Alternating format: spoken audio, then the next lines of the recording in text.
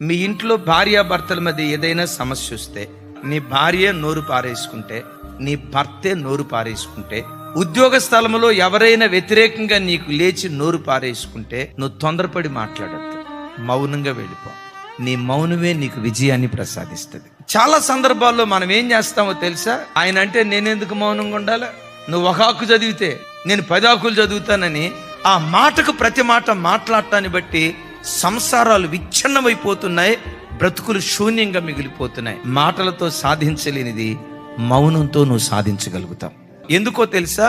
నీవు మౌనం అయితే నీ దేవుడు మౌనంగా ఉండడు. నా కుటుంబంలో ఈ సమస్య ఉంది, నా ఉద్యోగంలో ఈ సమస్య ఉంది, నా సంఘంలో ఈ సమస్య ఉంది, నా వేద్యాన్ని నీకు అప్పగిస్తున్నానని నీ వేద్యాన్ని దేవునికి అప్పగిస్తే శత్రు శాసమే మిగల్చకుండా, ఒక్క విరోధి కూడా లేకుండా అనుకూలుగా దేవుడు నీ కొరకు మార్చటం ప్రారంభిస్తాడు.